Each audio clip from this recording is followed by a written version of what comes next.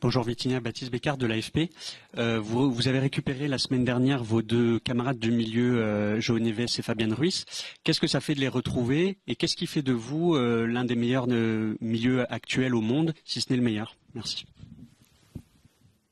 Bon, en première, bonjour à tous. Ça fait du bien. Ça fait du bien à le groupe d'avoir le groupe presque complet, d'avoir João et Fabi de retour. Et voilà. Si c'est João, si c'est Fabi, si c'est Warren, si c'est moi, n'importe quel milieu va jouer, on va être prêt.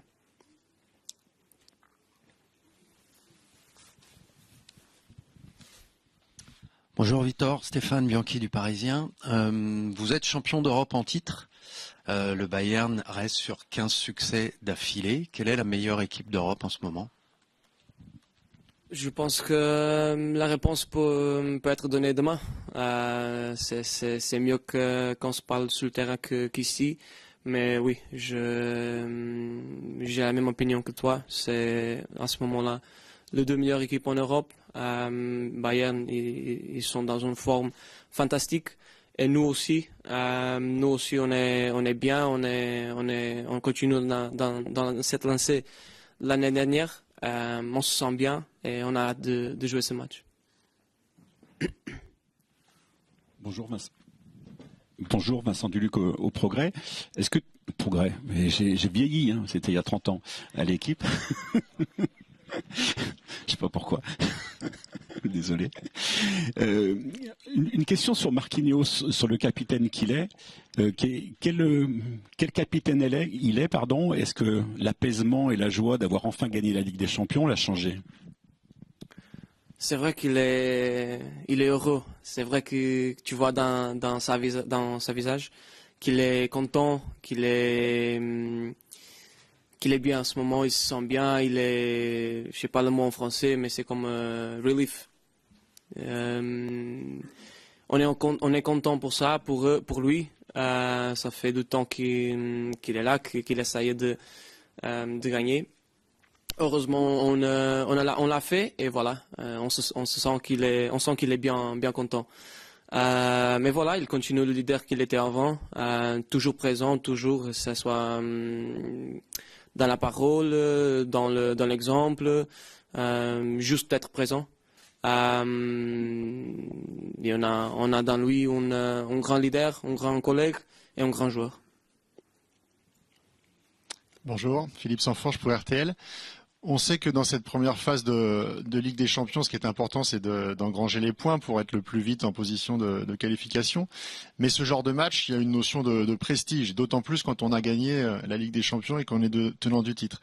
Est-ce que comme contre Barcelone, il y a une volonté de montrer que désormais vous êtes parmi les meilleurs et que ces matchs-là, en fait, sont nécessaires aussi pour entretenir l'image, l'aura du club partout en Europe? Je sais, ça va tomber un peu ce que j'ai dit avant. Dans mon opinion, demain, ça se va affronter les deux meilleures équipes d'Europe à ce moment. Donc, quand tu es joueur, tu as toujours l'envie de jouer ce type de match. C'est le meilleur match. Tu sais que tout le monde va voir. Tu sais que tout le monde va dire cette équipe est meilleure parce qu'il a gagné. Donc, oui. Tu veux jouer ce match, oui, tu veux être présent et bien jouer. Et voilà, on a tous hâte de jouer ce type de match. On sait que c'est important, même si on a déjà 9 points, 3 victoires en 3 matchs, on va enchaîner, on va continuer, faire 4 victoires en 4 matchs. Mais bien sûr qu'on sait que ça va être un match bien difficile pour les deux équipes. Bonjour Vitinha, au fond, Jérémy Jardin-Gros pour la chaîne L'Équipe. Vous allez affronter aussi un des joueurs les plus en forme aussi de cette saison, c'est Harry Kane. Quelle qualité vous avez identifiée chez ce joueur? Est-ce que vous pouvez nous en parler? Qu'est-ce que vous pensez de cet attaquant et ses qualités principales? Merci. Un grand joueur. Harry Kane, c'est l'un des meilleurs joueurs du monde. Un attaquant incroyable. Il a déjà de numéros. Il a toute la saison un numéro incroyable. Il a dans cette saison aussi, il commence d'une façon incroyable avec numéro stratosphérique, difficile de faire. Et voilà. On sait que l'équipe de Bayern, c'est surtout une équipe beaucoup de bons joueurs comme Harry Kane, mais surtout une grande équipe qui défend ensemble, qui attaque ensemble. Et je pense que ça va être ça, le plus difficile d'affronter. Mais voilà, comme j'ai dit, Harry Kane, un grand joueur. Bonjour Viti, tout au fond, Arthur Perrault, RMC. On a vu Ousmane se plaindre de nouveau d'une petite gêne lors du dernier match. Comment toi tu le sens, là, avec le retour à l'entraînement depuis avant-hier? Et on sait que le coach aime être prudent avant ce type de rencontre. Est-ce que ce serait embêtant pour un milieu comme toi de se passer d'un Ousmane Dembélé devant dans ce type de rencontre dès le départ de la rencontre? Merci. Dans ce type de match en plus, de match difficile, tu veux toujours jouer avec le meilleur. Ousmane, il est Ballon d'Or, il est le meilleur. Mais oui, ça dépend du coach, de la décision du coach. C'est mieux de le demander à lui après. Moi, je le vois bien, il s'entraîne, il est content, donc j'espère qu'il serait bien pour le match. Et voilà. S'il est là pour jouer, encore mieux. Bonjour Vitinha, Julien Froment pour Radio France. Ça va être quoi la clé pour ce match et qu'est-ce que le Paris Saint-Germain a de plus selon vous que le Bayern Munich? Merci. C'est une bonne question ça. C'est une bonne question. Je pense que le match ça va être un peu à l'image de ce qui s'est passé aux États-Unis contre eux. Un match bien serré, pression de chaque côté, partout. Beaucoup de duels de 1 contre 1. Et voilà, les deux équipes, elles ont envie d'avoir le ballon tout le temps. Donc il n'y a qu'un ballon, ça va être intéressant. Je pense que le match se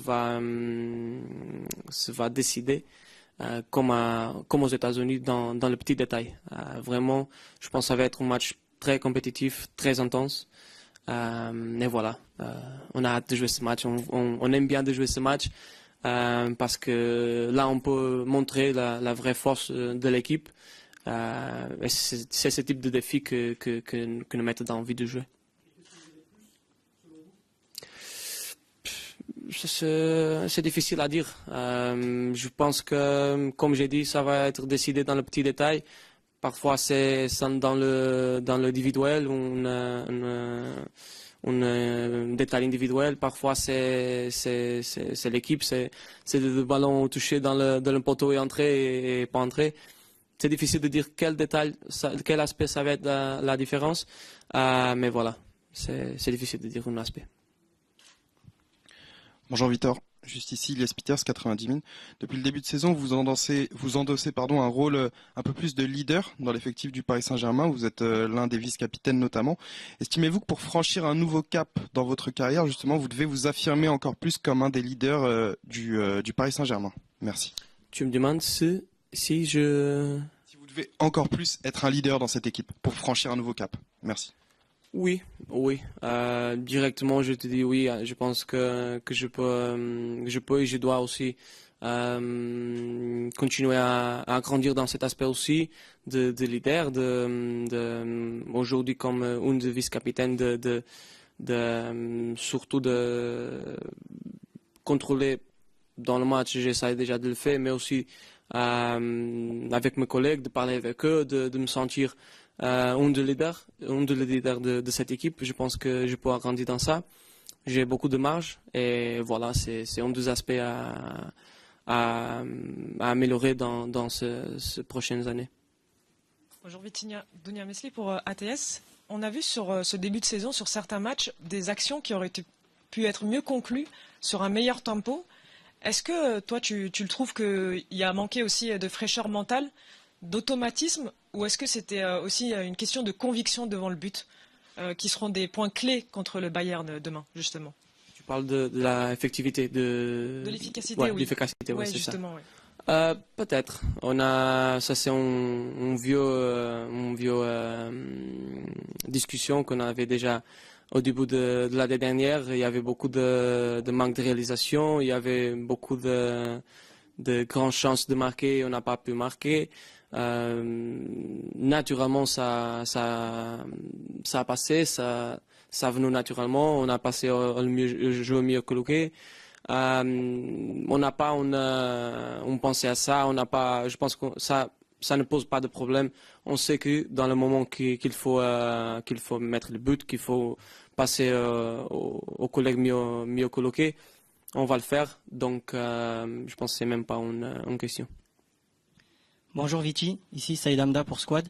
J'ai envie de te poser une question sur Nuno Mendes, ton compatriote. Aujourd'hui, il est considéré comme le meilleur latéral gauche du monde. Et tout le temps dans les matchs du Paris Saint-Germain, il y a un match dans le match face aux très grosses équipes. Ça va être Nuno Mendes face à Mohamed Salah, face à Saka, face à Lamine Yamal. Comment tu le vois, lui, dans son duel face à Michael Olise? Est-ce que tu penses qu'aujourd'hui, il a encore une marge de progression? Comment tu juges son évolution générale? Toujours, il y a marge de progression pour tout le monde, pour tous les joueurs. C'est vrai qu'il est dans une forme incroyable. Il commence très bien cette saison. Moi, j'aime bien de jouer avec lui. Il me facilite beaucoup de choses. Donc, c'est un grand joueur. Comme tu as dit, mon opinion, c'est aussi le meilleur latéral gauche du monde. Et voilà, j'espère que demain, il va gagner son duel, que ça nous aide beaucoup aussi. Et comme j'ai dit, je pense que ça va être beaucoup d'intensité dans cette match, beaucoup de pression, beaucoup de duels de 1 contre 1. À chaque duel qu'on gagne, à chaque 1 contre 1 qu'on va gagner, c'est mieux pour nous. Donc j'espère que lui, il gagne son duel aussi. Ouais. Avec Michael Olise, c'est un grand joueur. Bonjour Vitinha, Jenna Diaris pour Foot National. Pour revenir sur ton rôle de leader, comment toi tu accompagnes les jeunes Titi dans leur progression? Merci. Oui, c'est un privilège pour nous d'avoir des Titi avec la qualité qu'ils ont. C'est pas une affaire qu'on le fait, c'est pas une affaire que le coach fait. C'est vraiment du mérite parce qu'ils ont entré dans notre équipe, ils ont joué, ils ont mérité toutes les minutes qu'ils ont eux. Et voilà, on accompagne doucement, on essaye de dire des choses petit à petit. D'être là quand ait besoin de nous. Et à chaque doute qu'ils ont, à chaque match qu'ils passent, c'est toujours le moment de donner de l'information, toujours le moment de les aider. À fur et à mesure, je pense que c'est la meilleure façon. Mais vraiment, on est heureux qu'ils sont là parce qu'ils sont du bon mec et ils ont aussi de grandes qualités. Merci beaucoup. Pour savoir ça, il faut attendre à la fin de la saison pour savoir qui est les meilleures équipes du monde ou d'Europe ou quelle que soit la définition. Tu dois attendre à savoir combien de trophées ces équipes gagnent. Rien. En ce moment, c'est clair, ils sont très forts toujours, et spécialement après ce moment où ils ont gagné les derniers 15 matchs. Mais on sait de la difficulté du match, et on est prêt et on est motivé pour chercher à gagner ce match. Bonjour, Baptiste Bécard de l'AFP. Au Mondial des clubs début juillet, ça avait été un match extrêmement intense et le PSG avait même été réduit à 9 contre 11 avant de l'emporter. Qu'est-ce qu'il faut faire cette fois-ci pour éviter d'être dans une situation comme ça, pour peut-être un peu dominer plus sereinement les débats? Merci. Je pense qu'on parle d'un match comme cet et il aura des situations très similaires, très pareilles à ce qu'on a vu le dernier été aux États-Unis, et avec beaucoup d'intensité, avec les mêmes principes du jeu. Et en ce sens-là, je pense que c'est un match attractif et motivant pour les deux équipes. Bonjour, Philippe Sanfourche pour RTL. Vous aviez joué cette équipe il y a 1 an, vous l'avez joué l'été dernier, donc vous avez vu sa progression. Qu'est-ce qui pour vous est marquant justement dans l'évolution tactique de cette équipe, et est-ce que vous êtes impressionné par leur travail tactique? Si on parle des résultats, des schémas qu'ils ont fait les derniers 15 matchs, c'est incroyable. Nous avons de la difficulté de gagner 2, 3, 4 matchs consécutifs. Si tu penses à 15 matchs, c'est incroyable.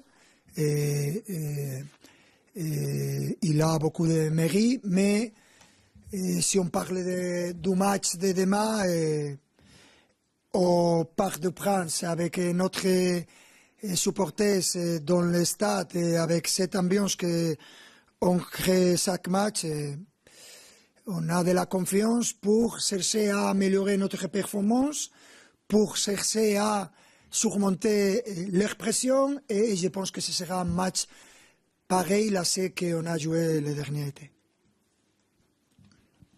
Bonjour coach, tout au fond, Arthur Perrault, RMC. On sait que vous n'aimez pas prendre de risques avec des joueurs qui ont un état de forme un peu instable. On sait qu'Ousmane a été embêté sur ses 2 derniers matchs de championnat. Est-ce que demain, ça vaut le coup de prendre le risque et de le mettre titulaire dès le coup d'envoi de ce match important? Merci. Aucun risque avec aucun joueur. Mais Ousmane, il est en condition. Il a fait tous les entraînements pendant les 2 dernières semaines. Et aussi, il a participé dans les 2 derniers matchs et on est content. Il est en train d'améliorer son condition physique et demain, il va jouer, bien sûr. Je ne sais pas combien de minutes, mais il va jouer parce qu'il est la condition prêt pour faire de la compétition. Et demain, on va décider combien de temps. Bonjour coach. Henri Gnacia au fond Canal+. Le Bayern marque quasiment en moyenne 3 buts par match depuis le début de la saison. Comment est-ce qu'on fait pour les empêcher de marquer? Je pense que ça ne change rien notre comportement défensif et offensif. Et si on parle seulement des 3 matchs en Champions League, je pense qu'ils ont marqué un but moins que nous. Je cherche les dates positives et c'est les dates positives de cette conférence de presse. Tu dois poser la question à les entraîneurs comment ils vont fermer l'équipe qui marque un but que je rigole.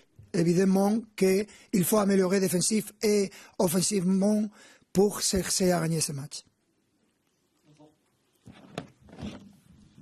Bonjour coach, Vincent Duluc à l'équipe. Est-ce que vous pouvez nous dire ce que représente dans votre carrière d'entraîneur le rôle de capitaine, la manière dont vous le choisissez? Est-ce que vous pouvez nous dire un mot de la manière dont Marquinhos est un capitaine? Normalement, comme ce sont les joueurs qui cherchent le capitaine, c'est à eux de répondre à cette question. Mais je pense que Marquinhos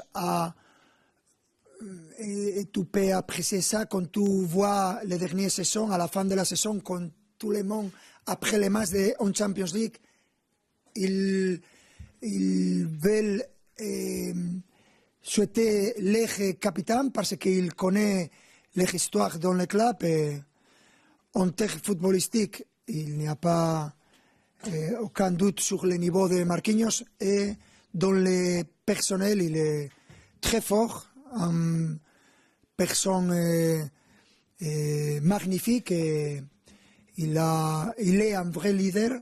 Et je suis très content d'avoir un joueur comme Marquinhos et j'espère qu'il reste très longtemps ici. Julien Froment pour Radio France.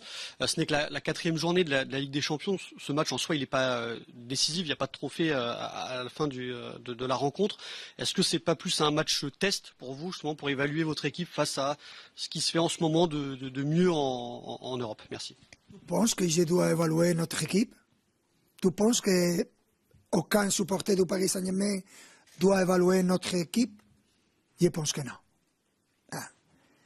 On mérite d'avoir un petit peu de confiance. Et je pense que pour nous, c'est important de gagner demain, non seulement pour les 3 points, et non seulement parce que notre groupe, c'est différent, et c'est le pire groupe dans les Champions League, mais parce que nous voulons être compétitifs n'importe les matchs, n'importe les rivaux, n'importe l'adversaire et n'importe le stade.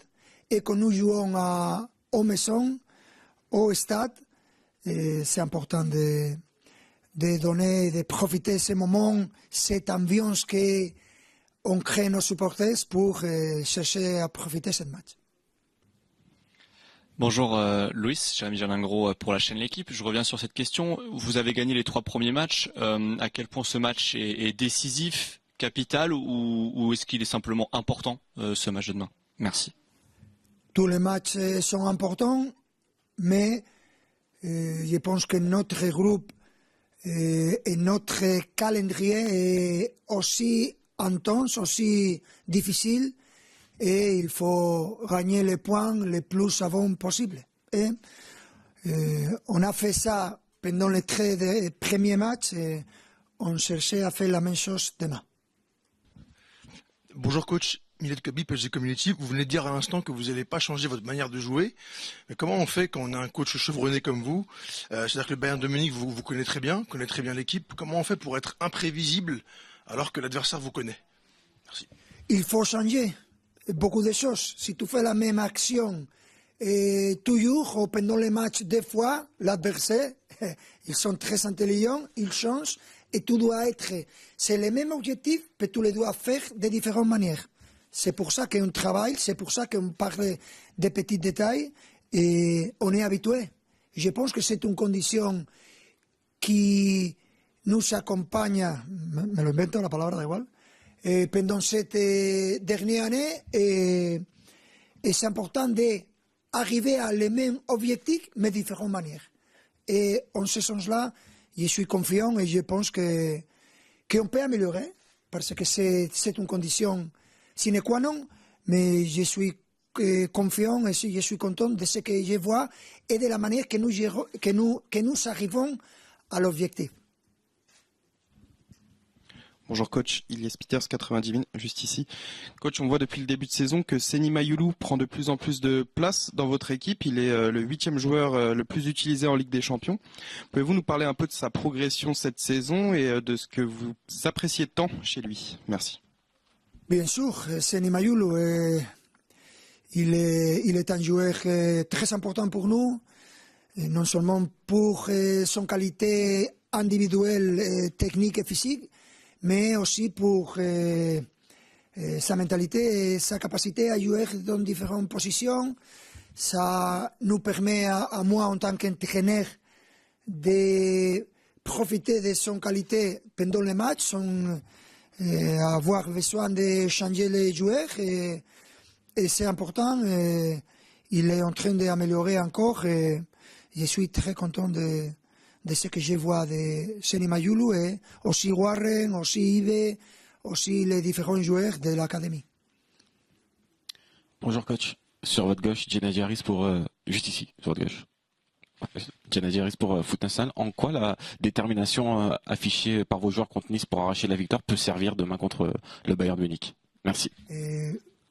Vous pouvez répéter la question s'il vous plaît? En quoi la détermination affichée par vos joueurs contre Nice pour arracher la victoire peut servir demain?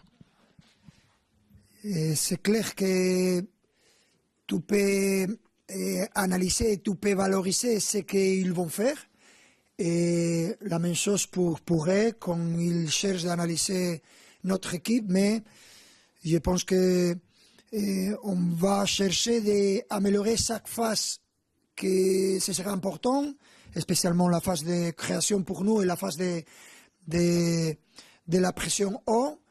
Et en ce sens-là, je pense que ce sera tous les temps, on va changer ces 2 phases et l'équipe qui montre plus de qualité, plus de possibilités de gagner cette phase, je pense qu'on va dominer un petit peu plus de l'autre.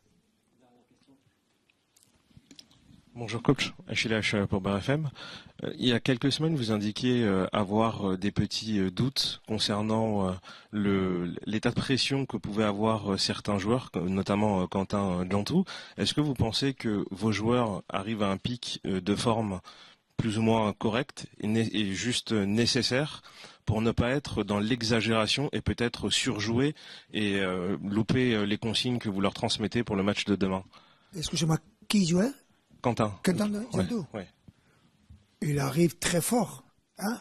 Il est, pour moi, surprenant. Un joueur avec cette capacité, avec cette mentalité, avec cette personnalité. il arrive dans les meilleurs moments et je suis très confiant. J'espère qu'il continue à améliorer et il est prêt à aider l'équipe, et les premières équipes et aussi les U19 ou les espoirs s'il a besoin. Mais si je dois parler de Quentin Jantou, je suis excité d'avoir un joueur comme lui dans l'équipe. Merci.